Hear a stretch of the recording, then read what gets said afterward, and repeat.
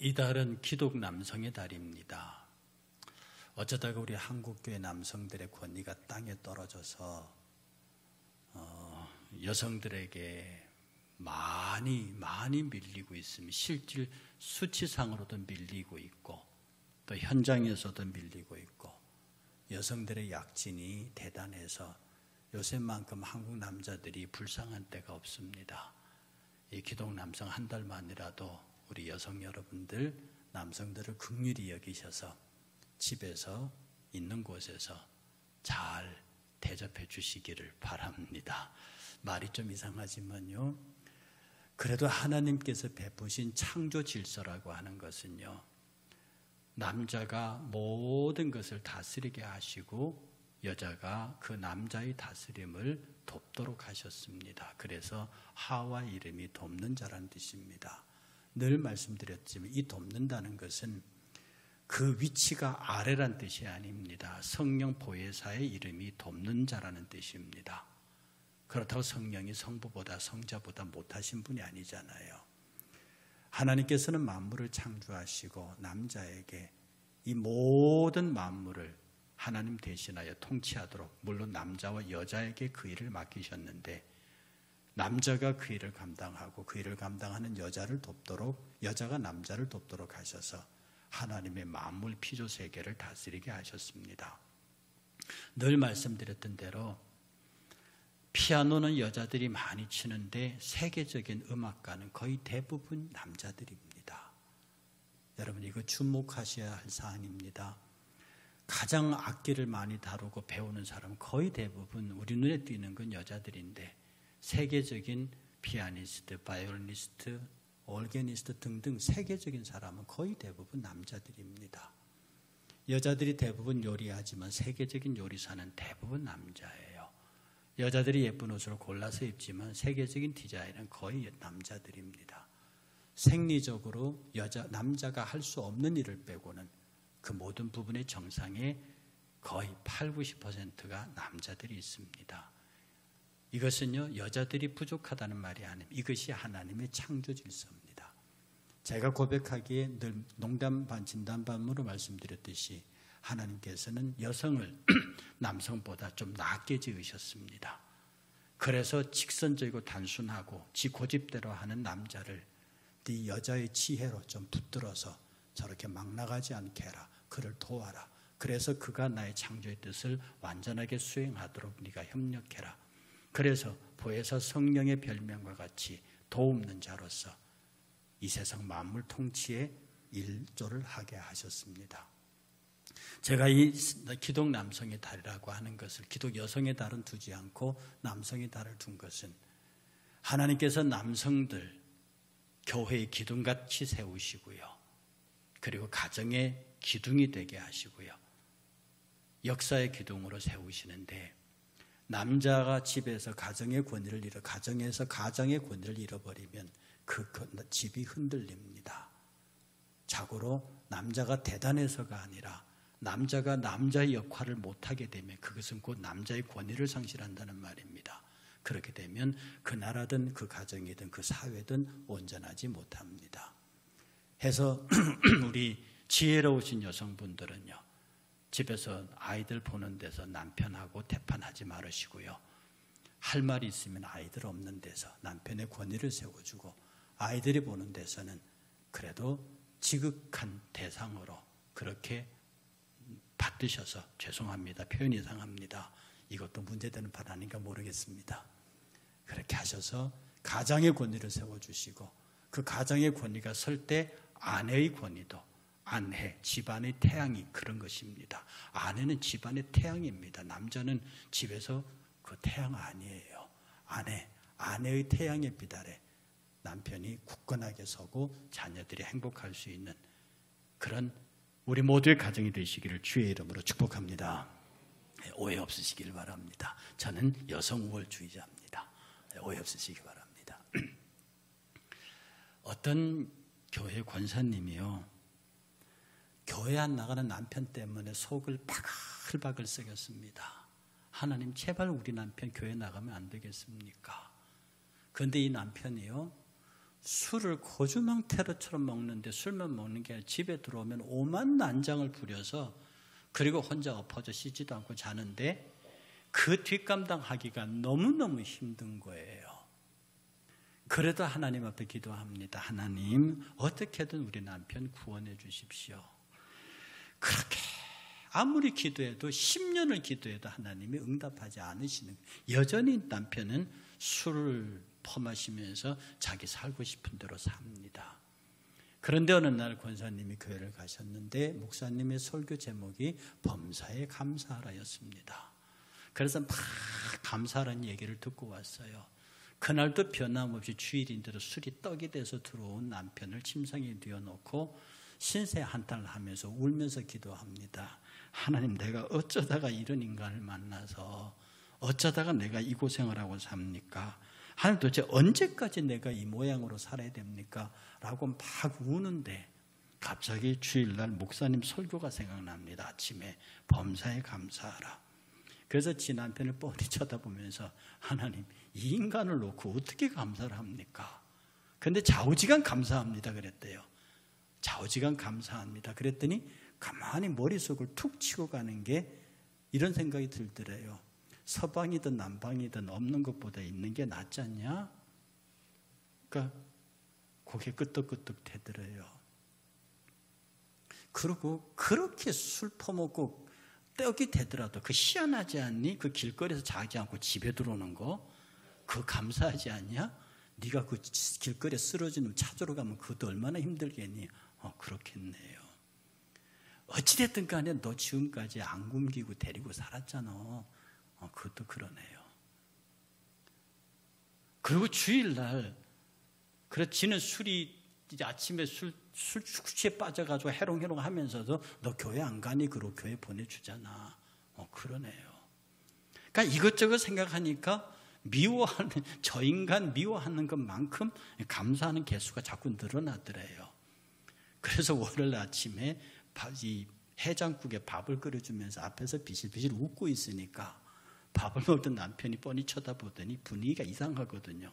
이때쯤이면 불벼락이 떨어지든지 숟가락이 날아오든지 뭐가 해야 되는데 평상시에는 그랬으니까 앞에서 뱅글뱅글 웃고 있으니까 여보, 내가 뭐 잘못했어? 왜 웃어?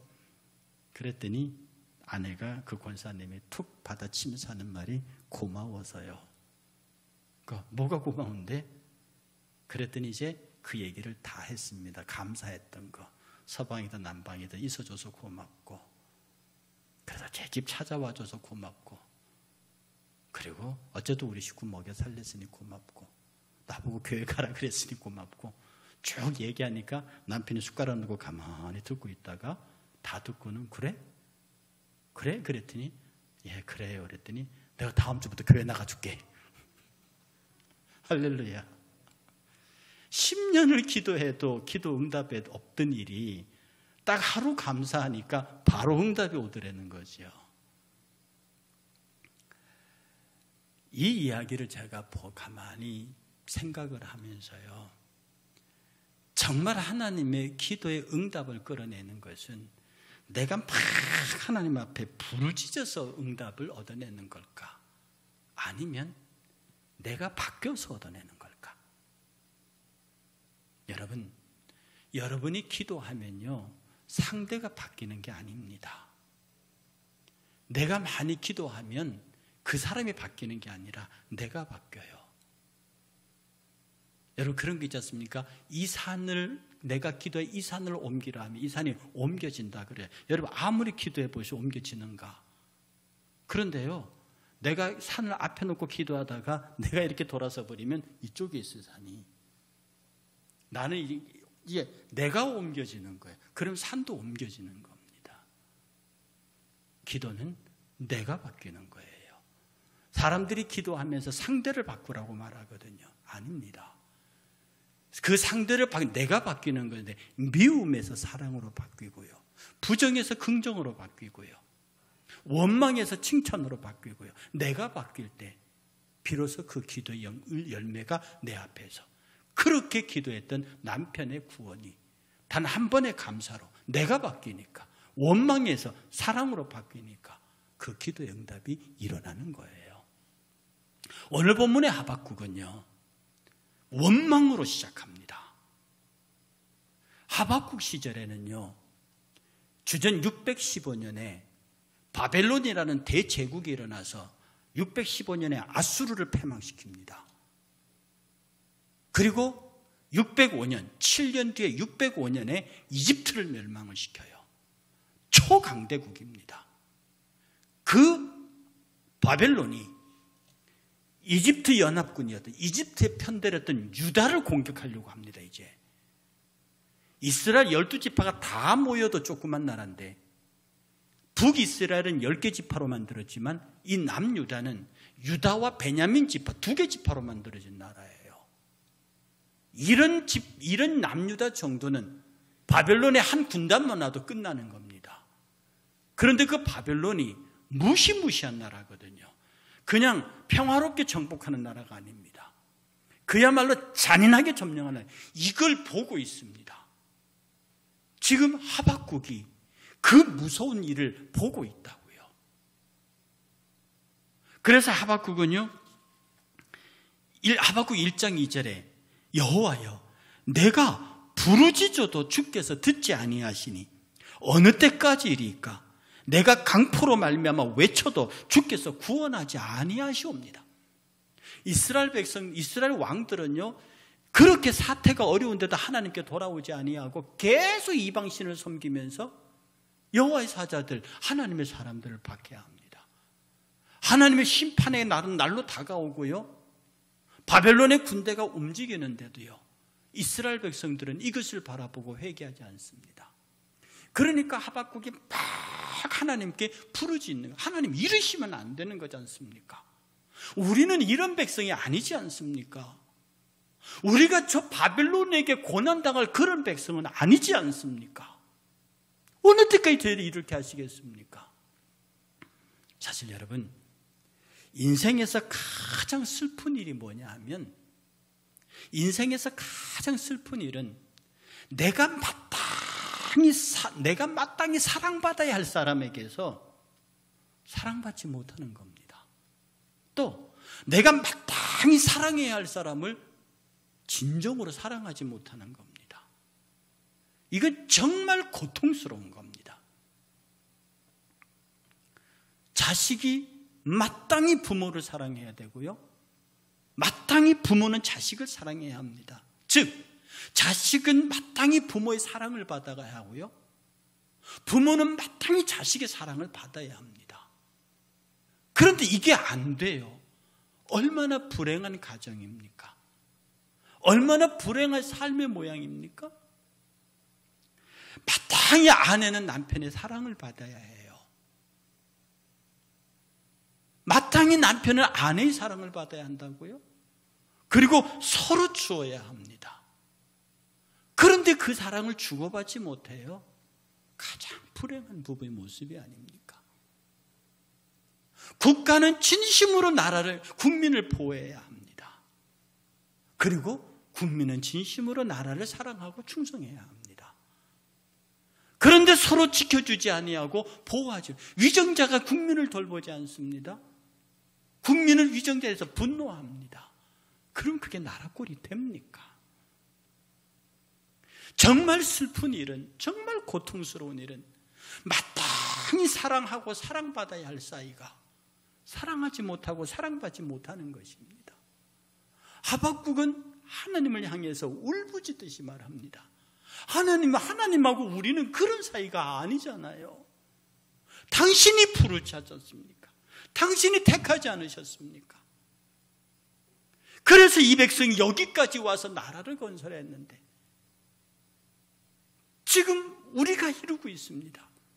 지금 이제 곧 당신은 내게 계시를 주셔서 바벨론이 들어와서 우리로 하여금 그야말로 그 계시의 소식을 들을 때마다 정말로 두렵고 떨렸습니다. 내가 떨었으므로, 그 말씀을 들으니까 내가 떨었으므로 내 창자가 흔들렸고 네 그 목소리를 말미암아 내 입술이 떨렸도다. 무리가 우리로 치러 올라오는 환난 날을 내가 기다림으로 썩이는 것이 내 뼛속에 들어왔으며 내 몸이 내 초소에서 떨리는도다.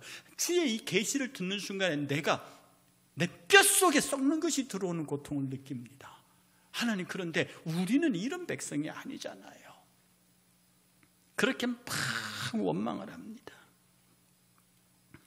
실제로 우리도요, 정말 사랑받고 사랑받지 못하면 세상 사람들이 너희가 그리스도인이냐 이렇게 말합니다. 시편 43편 42편 3절에 보면요, 사람들이 종일 나더러 하는 말이 네 하나님이 어디 있느냐 하니 눈물이 주야로 내 음식이 되었나이다 이렇게 말합니다. 네 하나님 사랑받는다며, 너 예수 믿는다며, 너 하나님의 백성이라며, 성도라며, 근데 너 왜 그러니?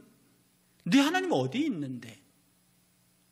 시편 기자는 계속해서 웁니다. 9절에, 40편 9절에 내 반석이신 하나님이 하나님께 말하기를 어찌하여 나를 잊으셨나이까? 내가 어찌하여 원수의 압제로 인해 슬퍼하며 다니나이까 하리로다. 내 뼈를 찌르는 칼날이 내 대적이 나를 비방하여 말하기를 내 하나님이 어디 있느냐 하나이다. 우리가 하나님으로부터 받을 사랑을 받지 못하면, 또 우리가 하나님을 마땅히 사랑해야 사랑을 하지 못하면, 하나님과 나와의 끊임없는 사랑의 교제가 없으면 나는 당연히 세상으로부터 고통감을 당하게 돼 있고, 그것을 보고 세상 사람들이 네 하나님 어디 있느냐 이렇게 말한다는 겁니다. 하박국이 하나님 어떻게 하면 좋습니까? 왜 이런 내 뼈가 떨리는 이 고난의 세월을 우리가 견뎌야 합니까? 라고 했을 때 하박국의 가슴을 팍 치고 들어오는 하나님의 말씀이 있습니다. 하나님이 하박국의 가슴을 강력하게 도전합니다. 그 순간에 하박국의 기도 확 바뀝니다. 그동안에는 원망의 기도가요, 불만의 기도가요, 슬픔의 눈물의 기도가요, 갑자기 환희의 기도로 바뀝니다. 이 하박국 전체는요, 시그오누시라고 하는 음악풍에 맞춰서 지어진 하박국의 시예요, 글이에요. 이 시그오누시 뭐냐면, 지금 우리 식으로 말하면 막 열정적으로 막 전체가 일어나서 뛰는 그런 거 있잖아요. 우리 부흥회할 때 막 뛰는 그런 열정적인 장단을 갖춘 히브리 음악의 한 형태예요. 그것에 맞추는, 그러니까 자기뿐만 아니라 온 지휘자들까지 나서 할 수 있는 그런 대형 모양으로 이 글을 쓰는 겁니다. 불만과 눈물과 원망에서 하나님이 갑자기 하박국의 마음을 치고 들어오는 순간에 하박국을 향한 하나님의 얘기 뭐냐? 그게 내 탓이냐? 나는 너희들을 단 한 번도 떠난 적이 없고, 나는 너희를 단 한 번도 사랑하지 않은 적이 없고, 내가 너희들을 단 한 번도 보호하려고 하지 않은 적이 없는데 너희들이 떠났지 않았느냐? 내가 얼마나 너희들에게 많은 기회를 주었으며, 내가 얼마나 많은 선지자를 보냈으며, 내가 얼마나 너희들에게 많이 돌아오라고 말했느냐? 너희들이 나를 믿지 않지 않았느냐? 바꿔라. 네 자신을 바꿔라. 빨리 바꿔라. 이 메시지 속에 하박국의 노래가 바뀝니다.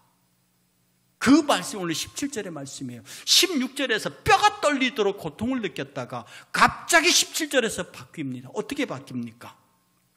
비록 무화과 나무가 무성하지 못하며, 포도나무에 열매가 없으며,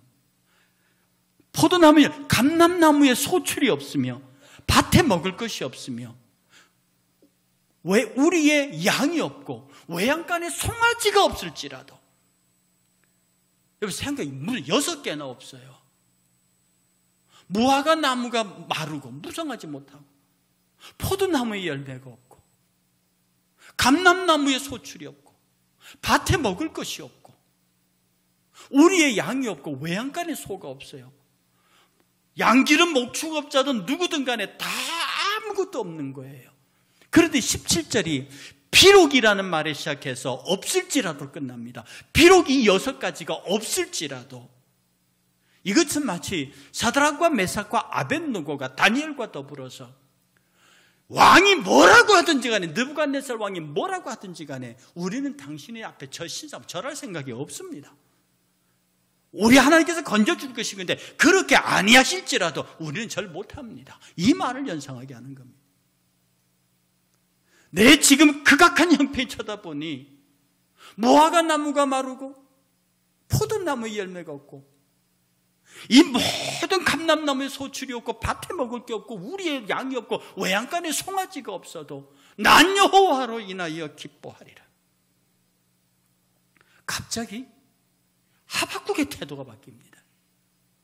갑자기 하박국의 태도가 바뀝니다.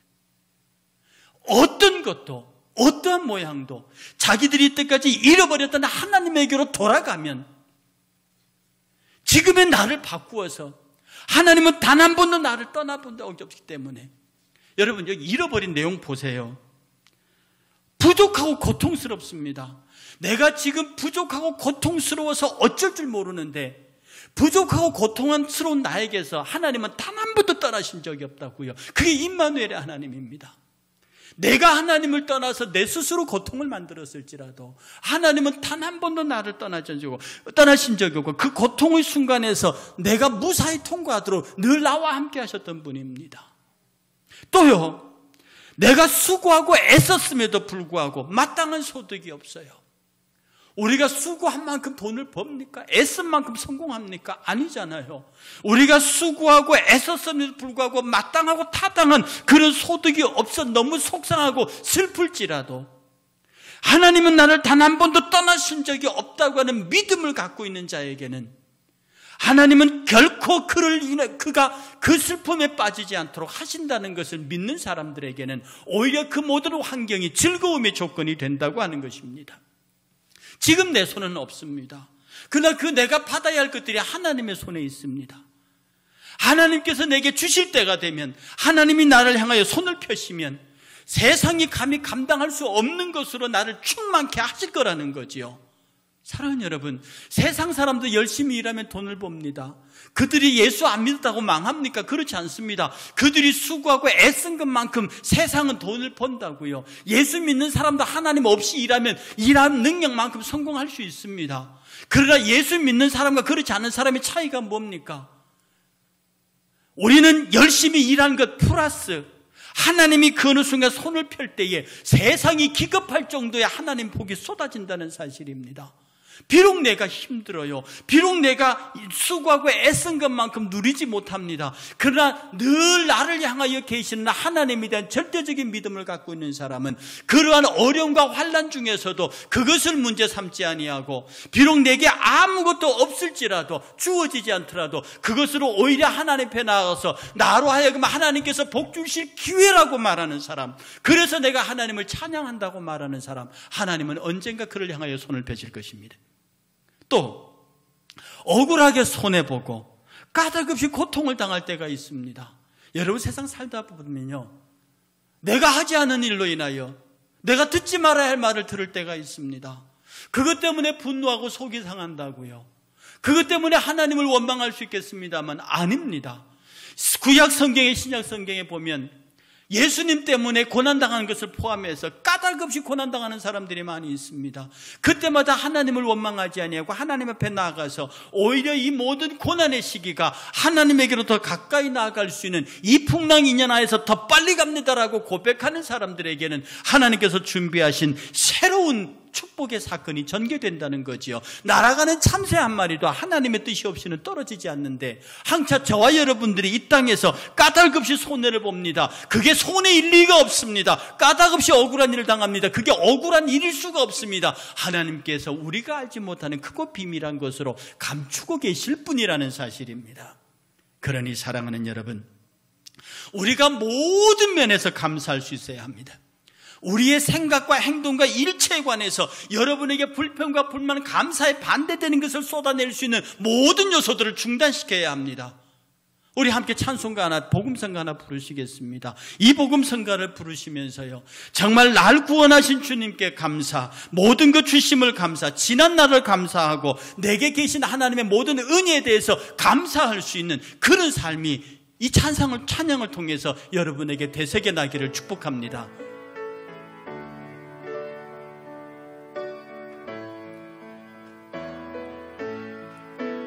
날 구원하신 주 감사, 모든 것 주심 감사, 지난 추억이 내 감사, 주 내 곁에 계시네, 이 향기로운 봄철의 감사, 외로운 가을 날 감사, 사라진 눈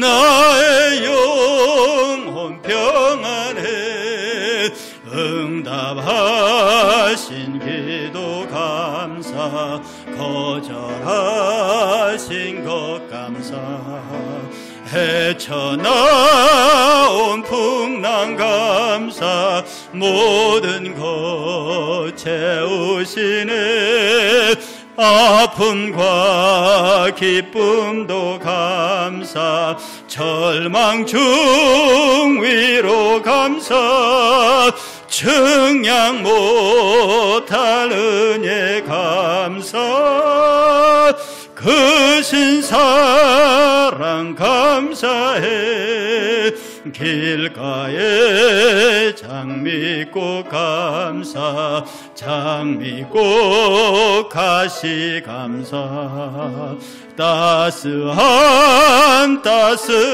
가정 희망 주신 것 감사 기쁨과 슬픔도 감사 하늘 평안을 감사 내일의 희망을 감사 영원토록 감사해. 아멘. 우리가 살고 있는 이 세상은 알 수 없는 불안과 억울함과 분노에 가득 찬 상실감에서 벗어날 수 없습니다. 그래서 지금 세상은 분노와 원망의 대상을 찾고 있습니다. 마땅히 나를 사랑해 주어야 할 자가 나를 사랑하지 않고 또 내가 사랑해야 할 사람을 그 사람을 향한 사랑이 식어지고 있음이 현실이고 우리의 아픔입니다. 사랑하는 인간적인 노력은 늘 실패합니다. 새로운 시도조차 자신을 초라하게 만듭니다.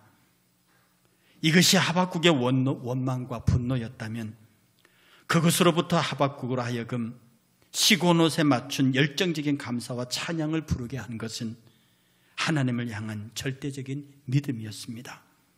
어떤 경우에도 나를 버리시지 않으시는 하나님, 반드시 축복하시는 하나님, 원수를 제압하시고 나를 다시 높은 성루의 승리자로 사슴처럼 세우실 하나님에 대한 절대적인 믿음, 그것이 저와 여러분들에게 있어야 합니다.